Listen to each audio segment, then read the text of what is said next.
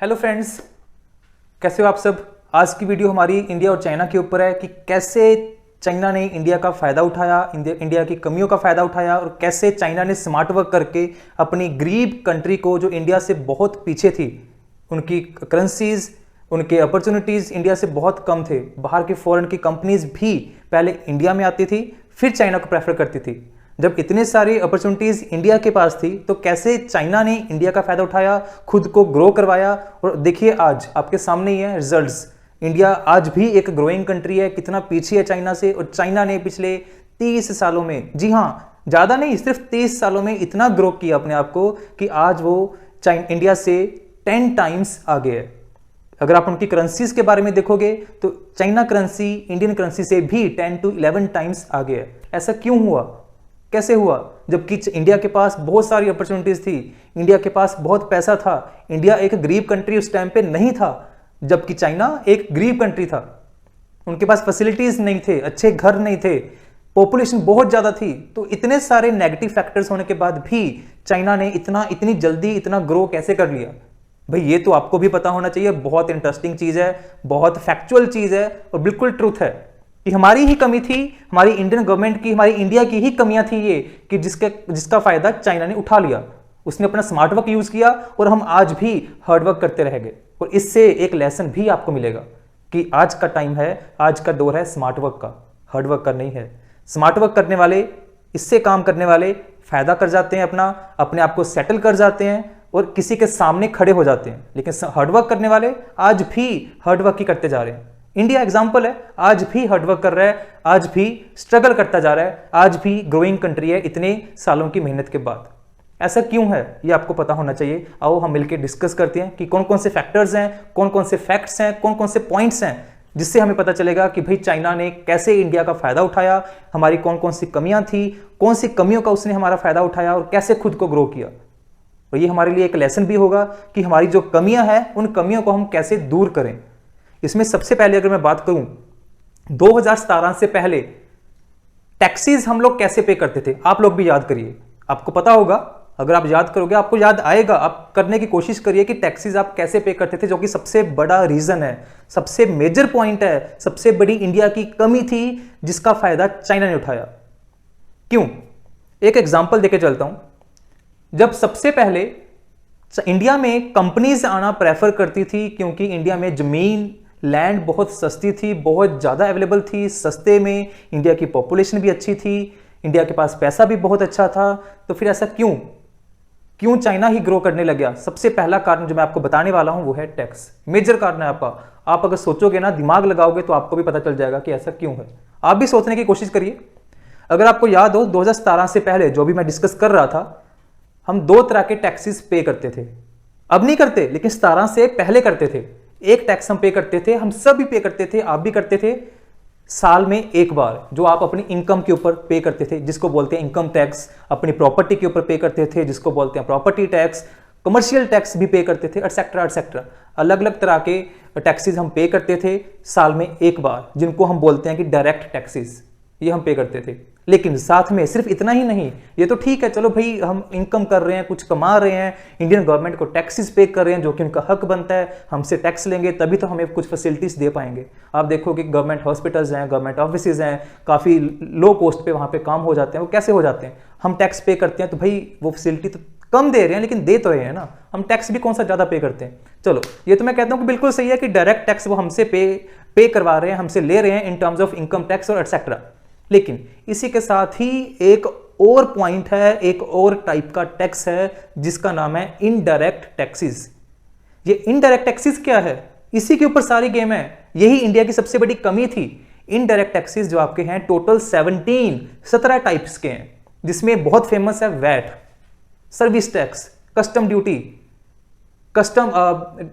इस तरह के और भी 17 टैक्सेस हैं, अभी माइंड में नहीं आ रहा, लेकिन है टोटल 17 टैक्स हैं। जिसमें गिफ्ट टैक्स भी है एक, राइट। इन टैक्सेस का क्या था? अगर आपको पता हो, ये taxes state wise, union territory wise लगते थे, जो कि हम साल में एक बार पे नहीं करते थे, हर ट्रांजैक्शन पे, सेल एंड परचेज पे करते थे। ये है इनडायरेक्ट टैक्सेस, राइट। ये इनडायरेक्ट टैक्सेस ही हमारी सबसे बड़ी कमी थी, जिसका फायदा चाइना ने उठाया। कैसे? एग्जाम्पल के तौर पे बताता हूँ। मान लो आपको एक कार खरीदनी है, वो कंपनी कहाँ की है? फॉरेन की कंपनी है। आपको एक कार खरीदनी थी पहले, 2017 की पहले की बात कर रहा हूँ, हमारी कमी, ठीक है।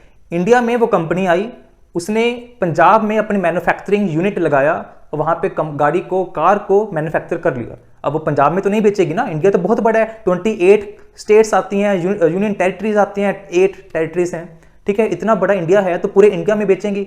तो होता क्या था, पहले पंजाब में उसने मैन्युफैक्चर किया, अब वो अलग अलग स्टेट्स में जाके बेचेगी।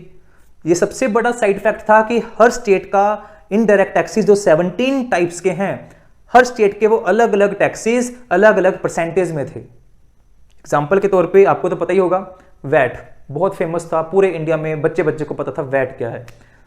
हर स्टेट में वैट की परसेंटेज अलग अलग थी। कोई स्टेट इंडिया का 8% वैट लेता था, कोई 9% वैट लेता था, कोई 11% वैट लेता था। जो थोड़े से रिच स्टेट्स थे जैसे कि गुजरात, महाराष्ट्र, वो वैट कम लेते थे। जो थोड़े से पुअर गरीब स्टेट्स थे, जो ज्यादा पॉपुलेशन वाले स्टेट्स थे, वो क्या करते थे, ज्यादा वैट लेते थे। तो हो गया ना वेरिएशन। 17 टैक्सेस में से सिर्फ एक टैक्स की बात कर रहा हूं जिसमें इतना वेरिएशन था। 28 स्टेट्स हैं तो 28 अलग अलग परसेंटेज में क्या हो गया आपके वैट। अब इसी के साथ कस्टम ड्यूटी है, सर्विस टैक्स है, गिफ्ट टैक्स है, वो भी एक टाइप का इनडायरेक्ट टैक्स ही है। तो इनमें क्या है, हर स्टेट के अलग अलग टैक्सेस थे, अलग अलग परसेंटेज में। जो जब कंपनी अपनी कार को जिस स्टेट में बेचती थी उस स्टेट के वो टैक्सेस लागू होते थे। अब हुआ क्या, कंपनी अगर पंजाब में मैन्युफैक्चर कर रही है, हरियाणा में बेच रही है तो हरियाणा की टैक्स स्लैब्स लग रही हैं उसको। अगर वो हिमाचल में बेच रही है तो हिमाचल की टैक्स स्लैब्स लग रही हैं। अगर वो यूपी में, एमपी में, मध्य प्रदेश, गुजरात में, तमिलनाडु, केरला, जहां भी, वेस्ट बंगाल, इवन के 7 सिस्टर्स ईस्टर्न स्टेट्स भी इंडिया की, वहां पे वो सेल कर रही है अपनी कार को, तो उन स्टेट्स के अलग अलग अपने खुद के डिफरेंट परसेंटेज में टैक्सेस लगते थे। इससे हुआ क्या, कंपनी को हर स्टेट के लिए अलग कैलकुलेशन करनी पड़ी कि भाई इस स्टेट में मेरा इतना टैक्स होगा जो मुझे पे करना है, तो इतनी कैलकुलेशन हुई। तो हर स्टेट वाइज कैलकुलेशन करनी पड़ी ना, क्योंकि स्टेट वाइज टैक्सेस हैं आपके अलग अलग परसेंटेज पे।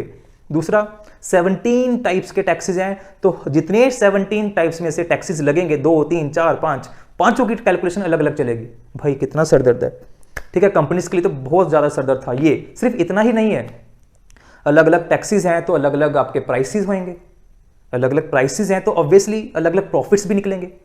पंजाब में अगर मैन्युफैक्चरिंग हो रही है, पंजाब में सेल हो रहा है, तो उसका प्रॉफिट अलग है, रेट अलग है, प्राइस अलग है। अगर वही company same unit, same model की कार को गुजरात में बेच रही है तो गुजरात के टैक्सेस अलग अलग हैं, तो प्राइस अलग हो गया कार का। अगर प्राइस अलग है कार का तो प्रॉफिट अलग हो गया। तो हुआ क्या, कंपनी को स्टेट वाइज ये सारी कैलकुलेशंस करनी पड़ती थी, जो कि कंपनीज के लिए बहुत महंगा पड़ जाता। उनको एक्स्ट्रा एम्प्लॉयज रखने पड़ते, एक्स्ट्रा एक्सपेंडिचर्स अपने इंक्रीज करने पड़ते, जिससे क्या होता, प्राइस भी इंक्रीज हो जाता। ये तो आपको पता ही है, एक्सपेंडिचर्स इंक्रीज हुए तो प्राइस भी बढ़ गया। एक्सपेंडिचर्स, खर्चा कम हो गया चीज के ऊपर, तो अपना प्राइस भी कम हो गया, है कि नहीं। प्राइस बढ़ रहा है तो महंगाई बढ़ रही है ना। तो आफ्टर ऑल हुआ क्या, इतने सारे टैक्सेस के कारण ही उनको अपने एम्प्लॉयज रखने पड़े, उन एम्प्लॉयज को फैसिलिटीज देनी पड़ी, उनके लिए ऑफिसेज बनवाने पड़े, उनके लिए इतना फर्नीचर, ऑफिसेज को सेटअप करना पड़ा, बहुत सारे खर्चे एक्स्ट्रा ऐड हो जाते। तो एट द एंड होता क्या, पर्टिकुलर जो भी आपकी कार थी, उसी मॉडल की कार एक महंगी भी हो जाती और हर स्टेट में अलग अलग प्राइस पे बिकती। तो ये कंपनीज के लिए बहुत बड़ा सरदर्द था। ओनली कार नहीं, मोबाइल्स, इलेक्ट्रॉनिक जितने डिवाइसेस हैं, अपना आपकी ट्रेड मार्केटिंग जितनी भी है, सब में सेम ही कारण था कंपनीज का बहुत बड़ा जो सरदर्द था। भाई अब तो आपको समझ में आया होगा ना, आप तो सिर्फ अपनी इनकम का टैक्स पे करते थे, लेकिन जो कंपनी मैन्युफैक्चर कर रही है उसको कितने सारे टैक्सेस की कैलकुलेशंस अलग अलग करनी पड़ रही हैं स्टेट वाइज। ऐसे ही नहीं गाड़ी आप तक आती थी, बहुत कैलकुलेशंस होने के बाद गाड़ी आपके पास आती थी। इतनी सारी टैक्सेस, इतनी सारी प्रॉब्लम्स, इतनी सारी कैलकुलेशंस करनी पड़ती थी कंपनी को। तो इसका बेटर सोल्यूशन निकाला क्या, कुछ टाइम तो कंपनीज ने सोचा कि भाई इंडिया एक बहुत अच्छी मार्केट है, क्योंकि यहाँ पे लैंड सस्ती है, यहाँ पे पॉपुलेशन बहुत ज़्यादा है और डिमांड भी है, क्योंकि इंडिया ग्रोइंग कंट्री है ना। अभी 1947 में तो इंडिपेंडेंट हुआ, तो इसके बाद ग्रोइंग कंट्री धीरे धीरे बना, इंडिया फैसिलिटीज लेके आया, अपॉर्चुनिटीज लेके आया। तो कंपनीज ने भी वेट किया उस टाइम कि भाई इंडिया एक अच्छी मार्केट है फ्यूचर के लिए भी, तो इंडिया को छोड़ नहीं सकते। लेकिन जैसे जैसे समय बीतता गया, साल निकलते गए, सेम प्रॉब्लम्स आती गई। डिफरेंट स्टेट्स ने, डिफरेंट यूनियन टेरिटरीज ने अपनी परसेंटेज की रेशो को ऊपर नीचे करना ज़्यादा शुरू कर दिया, ज़्यादा वेरिएशंस आने स्टार्ट हो गए। तो कंपनीज को आफ्टर ऑल क्या हुआ, कॉस्ट बहुत ज़्यादा बढ़ने लग गई और उनका प्रॉफिट बहुत गिरने लग गया। इसी चीज को देखते हुए कंपनीज ने क्या किया, अपना इंडिया का ऑल्टरनेट फाइंड करना शुरू किया। इंडिया बहुत अच्छी मार्केट थी, अब कंपनीज के लिए इतना इजी नहीं है एक अच्छी मार्केट को छोड़ के जाना या अपने आप को शिफ्ट करना। तो पहले उन्होंने क्या किया, जो इंडिया में कंपनीज आ चुकी थी उन्होंने एक ऑल्टरनेट मार्केट फाइंड करना शुरू कर दिया, और जो इंडिया के बाहर कंपनीज थी उन्होंने इंडिया में आने से पहले ही एक ऑल्टरनेट मार्केट फाइंड करना शुरू कर दी। तो इसका सोल्यूशन निकला क्या, पूरे एशिया में अगर आप देखोगे ना एशिया का मैप, दो ही ऐसी कंट्रीज हैं, इंडिया एंड चाइना, जो कि उस टाइम पे ग्रोइंग कंट्रीज थी, पॉपुलेशन बहुत ज्यादा थी, कंपनीज की मार्केट बहुत अच्छी थी। तो हुआ क्या, अगर ये कमी ये प्रॉब्लम उनको इंडिया में लगी, उसका ऑल्टरनेट निकालने के लिए उन्होंने क्या किया, चाइना में जाना शुरू कर दिया। और चाइना के लिए ये बन गया एक बहुत बड़ा फायदा बन गया, एक उनके लिए बहुत बड़ी अपॉर्चुनिटी बन गई।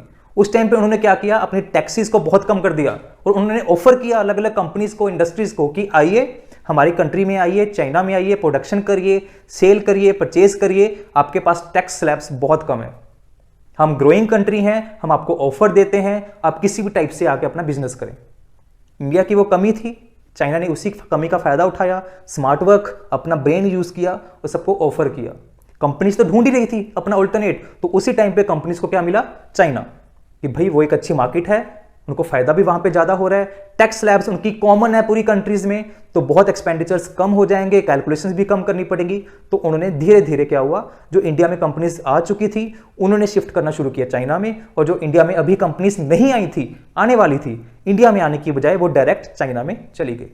इसलिए सबसे बड़ा कारण हुआ कि चाइना में इंडस्ट्रीज 10 साल में, पिछले 20 साल में इतनी जल्दी से ग्रो कर गई, इतनी ज्यादा प्रोडक्शन वहां पे इंक्रीज हो गई। और इंडिया में जो 10 साल पहले प्रोडक्शन थी थोड़ी बहुत इंक्रीज हुई है, लेकिन आज भी उतनी है। तो हुआ ना इंडिया का हार्डवर्क और उनका स्मार्ट वर्क, ये सबसे बड़ा रीजन था, टैक्स स्लैब्स। तो कैसा लगा आपको ये जान के कि हमारी कमी के कारण इंडिया एक ग्रोइंग कंट्री ही रह गया, अभी तक ग्रो नहीं कर पाया, और चाइना हमसे पीछे होकर भी इतना ज़्यादा ग्रो कर गया कि हमसे 10 टाइम्स आगे निकल गया। अगर आपने देखा हो, चाइना की करेंसी इंडियन करेंसी से, रुपीज़ से 10 टाइम्स, और आई थिंक अब तो 11 टाइम्स स्ट्रांग हो चुकी है, जो कि एक बहुत बड़ा डिफरेंस है। हमसे कहाँ तो हमसे पीछे थे, कहाँ हमसे 11 टाइम्स आगे निकल गए। मुझे तो बहुत अफसोस हुआ इस चीज़ का। कुछ समय से मैं कोशिश कर रहा था ये जानने की कि भाई चाइना इतना पीछे था, इंडिया इतना आगे था, लेकिन ऐसा क्या हुआ कि चाइना हमसे इतना आगे निकल गया।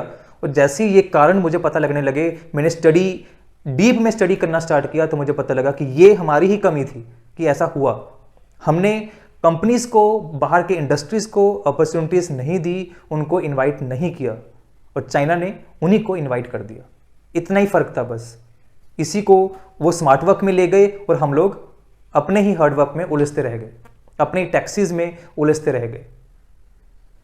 लेकिन देर आए दुरुस्त आए, ठीक है, अब तक जो हो गया सो हो गया। हमारी पुरानी गवर्नमेंट्स ने, जितनी गवर्नमेंट्स आई, उन्होंने इस चीज को नोटिस नहीं किया, जैसे भी उन्होंने हैंडल किया। अब तो पास्ट निकल गया भाई, क्या ही कर सकते हैं, है ना तो आप कुछ कर सकते हैं ना मैं, इसके बारे में डिस्कशन ही कर सकते हैं। लेकिन इसका हुआ क्या, जैसे ही बीजेपी सरकार 2014 में आई, तो उन्होंने इस चीज़ पे वर्क करना स्टार्ट किया कि कैसे हम बाहर के फॉरेन कंपनीज को, इंडस्ट्रीज को इंडिया में ऑफर कर सकते हैं, इनवाइट कर सकते हैं। डायरेक्ट नहीं, इनडायरेक्ट, क्योंकि डायरेक्ट अगर इनवाइट करेंगे तो भाई उनके भाव बढ़ जाएंगे ना, उनको भी लगेगा कि भाई हमें इन्वाइट कर रहे हैं इंडिया वाले, उनको हमारी ज़रूरत है। लेकिन नहीं, इंडियन गवर्नमेंट ने क्या किया, उन्होंने पुरानी सारी गलतियों को, हमारी कमियों को देखा, और देखने के बाद उसका सोल्यूशन निकाला, बहुत अच्छा सोल्यूशन निकाला। लोगों ने स्टार्टिंग में एक्सेप्ट नहीं किया था, क्योंकि वो अनअवेयर थे, उनको पता ही नहीं था इस बारे में, उनको आदत पड़ी हुई थी अलग अलग state wise VAT, excise duty, पता नहीं क्या क्या देने की। लेकिन इंडियन गवर्नमेंट ने क्या किया, थोड़ा स्ट्रिक्ट होके एक टाइप का टैक्स लागू किया, जीएसटी। इनडायरेक्ट टैक्सेस हमारे टोटल 17 टाइप्स के थे, लेकिन सबको आपस में मर्ज करके एक कॉमन टैक्स कर दिया, goods and service tax, GST. आपको याद होगा 2017 में ये लागू हुआ था। इसमें हुआ क्या, स्टेट वाइज सारे अलग अलग टैक्सेस खत्म हो गए, सारे अलग अलग वैट खत्म हो गए, सारे अलग अलग excise duties, custom duties, service taxes सब खत्म हो गए स्टेट वाइज। बचा क्या, एक कॉमन पूरे इंडिया के लिए, पूरे हिंदुस्तान के लिए, पूरी कंट्री के लिए एक कॉमन टैक्स, जीएसटी, जो हम हर ट्रांजैक्शन के ऊपर मैं और आप पे करते हैं, सेल एंड परचेज पे करते हैं। हम नहीं, कंपनीज भी, जो कंपनीज इंडिया में ऑलरेडी थी या फ्यूचर में आने वाली हैं या आ चुकी हैं, वो भी एक टाइप का ही टैक्स पे करती हैं, जीएसटी। अगर आप देखोगे आज के टाइम पे अगर आप कोई मोबाइल फ़ोन बाय करना चाहते हैं, खरीदना चाहते हैं, आपके पास बहुत सारी ई कॉमर्स की वेबसाइट्स हैं, फ्लिपकार्ट, अमेजोन, जहाँ पे आपको मोबाइल्स मिल जाते हैं। लेकिन अगर आपने नोटिस किया हो, एक कंपनी का मोबाइल सेम मॉडल हर स्टेट में, हर यूनियन टेरिटरी में सेम प्राइस में है। उसका रीज़न क्या है? क्योंकि जीएसटी एक कॉमन टाइप का टैक्स लगता है पूरे कंट्री में हर चीज़ के ऊपर, चाहे वो इलेक्ट्रॉनिक डिवाइस है, चाहे वो किसी और टाइप की चीज़ है, कोई कपड़ा है, कोई खाना है, कुछ भी है, आपका परफ्यूम है, आपके मेकअप्स हैं, कुछ भी है, जो भी आप मार्केट से बाय करते हो, जो जीएसटी स्लैब्स के अंदर आता है, उसमें पूरे कंट्री में एक ही टैक्स लगता है, वो है जीएसटी। अब इससे हुआ क्या? बहुत बड़ा फायदा हुआ, रेजोल्यूशन आया। क्या हुआ इसमें? अब कोई कंपनी मार्केट से अपना सामान सेल करने की कोशिश करती है, या बाहर से कंपनी आके इंडिया में इंडस्ट्रीज लगाती है, उसके बाद अपने प्रोडक्ट्स को सेल करती है, तो हुआ क्या उसमें? उनको एक ही टैक्स का, एक ही टाइप के टैक्स को पे करना पड़ा, एक ही टाइप की कैलकुलेशंस करनी पड़ी पूरे कंट्रीज के लिए। अब कोई फर्क नहीं पड़ता उनको कि उनकी चीज़ गुजरात में सेल हो रही है, उनकी चीज़ महाराष्ट्र में पैदा हो रही है, उनकी चीज़ असम में बन रही है, कहाँ पे इंडस्ट्री लगी है, कहाँ पे उनको इंडस्ट्री लगानी है, कहाँ पे उनको सेल करना है, ये सारी चीज़ें खत्म हो गई। अब वो कहीं भी जहाँ पे उनको बेटर लगता है, उनको फैसिलिटीज़ मिलती हैं, वहाँ पे वो अपनी इंडस्ट्री लगाते हैं और पूरे इंडिया में बेझिझक बिना किसी सरदर्द के अपने प्रोडक्ट को सेल करते हैं। तो इसका फ़ायदा कस्टमर को भी हुआ, कुछ चीज़ें सस्ती हो गई जो जीएसटी में आई, क्योंकि अलग अलग टैक्सेस खत्म हो गए, एक्स्ट्रा टैक्सेस खत्म हो गए, एक कॉमन टैक्स पे किया, बात खत्म। तो इंडियन गवर्नमेंट ने ये बड़ी अच्छी स्कीम चलाई, बड़ा अच्छा सोल्यूशन निकाला कंपनी कमियों का, और कंपनीज को इनडायरेक्टली ऑफर किया कि इंडिया में आओ, आपको इंडियन गवर्नमेंट इनवाइट करती है। ठीक है, इंडिया में पॉपुलेशन बहुत ज़्यादा है, ये कमियां इंडिया में ख़त्म हो गई, इंडियन मार्केट बहुत बढ़िया है कंपनीज के लिए। और जैसे जैसे कंपनीज को पता लगेगा कि इंडिया में कमियां जो पुरानी थी, जो उनके लिए सर दर्द था, वो ख़त्म हो गया, तो वापस से इंडिया में आना स्टार्ट करेंगी, और आज नहीं तो कल हम भी ग्रोइंग कंट्री से शिफ्ट होके ग्रो कंट्री बन जाएंगे। जैसे कि आज हमारा चाइना है, वो हमसे 11 टाइम्स आगे है। हम दुआ करते हैं कि इंडिया अगले 10 साल में चाइना से 11 टाइम्स आगे हो। इसके लिए आपको, मुझे, हम सबको गवर्नमेंट का साथ देना होगा, और जो जो गवर्नमेंट पॉलिसीज़ लेके आती हैं, स्पेशली जो जीएसटी आ चुका है, हम सबको मिलके उसको अप्लाई करना चाहिए, उसके ऊपर वर्क करना चाहिए, ताकि हम गवर्नमेंट का साथ दे सकें इंडिया को आगे लेके जाने के लिए। इसी कोशिश के साथ हम वीडियो का अंत करते हैं, और बहुत जल्द एक नई इंटरेस्टिंग वीडियो के साथ आपके पास आएंगे, आपके साथ वो सारी नॉलेज शेयर करेंगे जो कि आपको भी पता होनी चाहिए। जाने से पहले इस वीडियो को लाइक करें और चैनल को सब्सक्राइब करें। ये आपके लिए आधे मिनट का काम हमारे लिए बहुत बड़ी मोटिवेशन बन जाती है, ताकि फ्यूचर में हमें पता हो कि हमारे व्यूअर्स को ये वीडियोस पसंद आती हैं कि नहीं आती, ताकि उसी तरह का आपके पसंदीदा, आपके इंटरेस्ट के अकॉर्डिंग हम कंटेंट को, इन्फॉर्मेशन को लेके आएँ आपके सामने। Good bye.